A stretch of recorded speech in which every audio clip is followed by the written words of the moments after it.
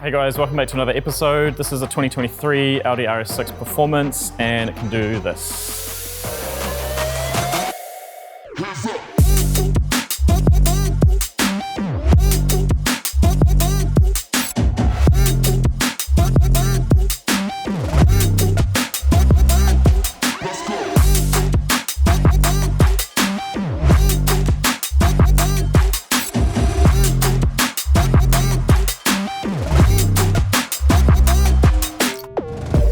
Today we're going to show you what we've done to this car, how we've done it, and what makes this car so special. Based off previous experience with the Rs6 platform, both C7 and C8 now, the install was pretty straightforward. This one being a little bit nicer because the hands didn't get too dirty based off the fact that it was straight from the dealer to here. Rear of this car features independent suspension, so it's got the shock and the bag separate from one another. The rear bag has got two billet end plates, one which bolts to the lower arm and one which locates into the chassis as per the factory spring locator. The billet end plate's a little bit nicer as opposed to your conventional steel plate that may be used in other kits on the market. The whole thing with this car is obviously someone's bought an Avant, they've bought the wagon because they want it to be all-purpose, it has to be a functional vehicle. We've taken that into consideration, so luckily you're still able to use everything. We've actually tucked the tanks completely underneath the rear bumper. You won't be able to see it, it's completely hidden. The cool thing with that is it leaves the trunk completely usable. Chuck the family in, chuck the dogs in, have a good weekend away. Mrs. isn't gonna know. You can even see tucked underneath the boot floor, same as it would be from original. We can actually pull this out completely. The other cool thing with hiding the compressor down here is it's gonna keep some of that noise down. We run a silent compressor anyway, so it's a very quiet compressor noise and it runs on an isolation bed, so it's not like your typical Vias stuff that you would have seen or heard of previously. Even with that tucked away down in here, you've still got your spare wheel bay essentially. You've got your tyre, your compressor kit, your sub for your Bose sound system and everything. The compressor's actually just tucked right back in the corner here. It runs through a bulkhead fitting out to the rear that goes underneath, and we've hidden the manifold, we've hidden everything down below. That's also another reason why we managed to use the original DRC hydraulic lines. It's fully usable, you can use your wagon, you can do whatever you wanted to do with it.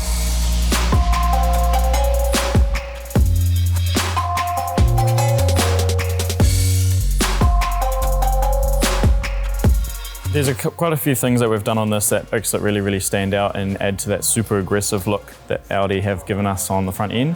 Part of that is the full Maxton design kit. So we sell a lot of these through the country. This is the gloss black, which works nicely with everything else on the car. You can see it's got the gloss black grills, window trims, B-pillars. We've got the chrome through the tail lights and everything's all black as well. It really kind of works. Being a performance, this normally would have had, say, a gloss black and diamond cut face. Really wouldn't have worked with the whole performance ethos, so we've had the wheels powder coated. They're all satin black now. It's a really nice contrast against the metallic black paint. The wheels also took a small 12 and 15mm spacer. It's just staggered to get it basically nice and flush with the rear, both when it's aired out and at ride height and all the way up. Again, it doesn't look super out of the way. It doesn't look like anyone's played around with it. It just kind of sits how they should have sat from factory. It's wild. Every single person that walks past it basically has to stop and ask us why it looks the way it does, how it does, whose is it, who owns it, what model is it, why is it this low? Again, a lot of people have seen them on the factory air ride. You can lower them. We do modules, we do links, we do a whole lot of other factory coding for them. We're not going to get it this low. So once you see this thing parked up, it's a big car. It's not a small car. So you see it, it's massive. Look at the size of the front end. When she's dumped on the floor, it's just wild. It's a game changer.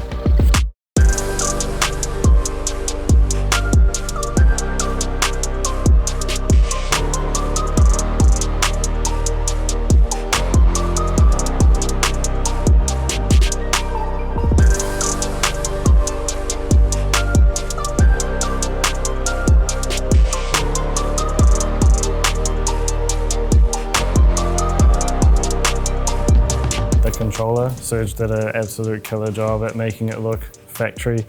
The controller is mounted up in the visor, which is something we like to do on these cars, so you'll see it there. The controller mounts into the I guess you could say, the mirror bit, because I mean, when you're driving this car, you're not really doing your makeup anyway. The carbon trim piece matches the factory carbon trims throughout the car. So I mean, if you look at the center console, there isn't really anywhere to put it unless you throw it on a little vent attachment. We have run some of them into these cubby holes to keep it hidden. But this is just nice because you get to where you need to go, you air up, you flick it out the way, it's gone, and you feel like you're in a factory car. And then if you get to a speed bump or whatever, you just pull it down, hit your up button, flick it up or flick it away, and you're good. Something that makes these a little bit different to your standard Audi, this was the factory coil spring car, not the factory air ride. So it runs a DRC system, which is run through quite a lot of the older Audi generations. It's a hydraulic pressurized system. So each corner's actively linked. Opposite corners are linked through an accumulator in the rear. When we start pulling these things apart, basically we have to depressurize that OEM system first. That involves us removing all of the hydraulic lines. We suck out all of the original hydraulic fluid. Normally we would be replacing that with a whole new PTC line for the air ride. We decided to keep this as original as we possibly can, so we haven't drilled extra holes in to mount lines the whole way through the car. It's part of the requirement for an LVV cert in New Zealand. We've actually kept the hydraulic lines, so that's a high pressure line. We've got this all pre-approved through LVV. This was all done quite last minute before Christmas to keep the customer happy. Customer's obviously super happy, the car runs really well. Now when this thing goes in for service, and if anyone ever looks at it later on, we know that our install's done, it's solid. We can warranty it for a very long time. We're not gonna have any issues with moisture, ingress, none of the likes. Now when you look underneath that system, it's a high pressure line that's in the OEM clips, so we haven't had to change anything. We did a little bit of wizardry around getting that line into an aftermarket shop. For tank, we didn't really have much room to work with unless we put it in the boot, and that's something that we don't like doing unless we have to, or if it's a customer request, or if we really run out of space. So we needed capacity, so we used two gal tanks, which gives us 4 gal as we usually run in cars. Made a bracket which houses those two together. In New Zealand we have to run a relief valve, so we have a 200 psi relief valve at the back here. We have the connection between the two tanks on the end here. Your water trap, basically it stops any water going from compressor into your tank to your manifold. Water gets to your manifold, it kills your manifold. You can drain it by undoing that little guy there. In New Zealand you have to run a Schrader valve. What the Schrader valve does is it gives you a means to fill your tank if, for example, your compressor decides to fail or something along the lines of that. You can put air in through here, fill your tank, air up, get to your shop to get it repaired. The manifold and the brains of the air management is located above the heat shield. It's in the OEM location. We tried to do that to keep everything hidden because, I mean, if you look at the underside of the car, it doesn't look massively aftermarket. So the front's pretty cool setup, similar to the rear, but obviously in a full bag on strut setup. We've got the original hard line, which again sits through and comes through the factory P clamps. It's a high stainless line, which comes down to an AN fitting that runs into our leader lines. Leader lines are going straight into the bottom of the bag. The major reason for using leader line in this kind of setup is as it's traveling through its suspension, so when you're coming in out of driveways and you're, say, up on 3 wheels and 1 wheel's at full lock, it allows this wishbone to turn and move fully, but again, that shock can go up and down. It's not going to be stretching or snagging on any lines. We're not going to have any issues with leaks or snapping fittings later on. And it's all tucked away nicely. It looks like a very OEM setup. Again, if you're underneath the car and you're doing your standard checkovers and whatnot, it's not going to look too strange. It's pretty familiar to work with, service, change. It gives us that last little bit extra range and height adjustment.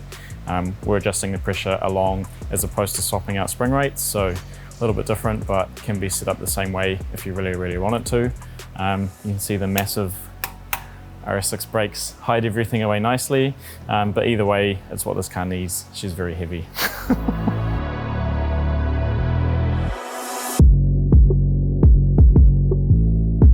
We're super happy with how this thing's turned out. We've done a solid for the customer. He's trusted us with his pride and joy, his brand new beauty. We've returned that favour by delivering a super high quality build. It wasn't a quick turnaround. We spent a lot of time slaving away. We had 3 techs on this thing. It wasn't like a quick in and out the door, see you later. I mean, the owner deserves it. He spent the money on the car. It's been done properly. Okay guys, heaps more coming, heaps in the pipeline. We're keen to show you what we've done, what we're doing. So if you like what you see, hit that like button, hit that sub button, and we'll see you in the next one.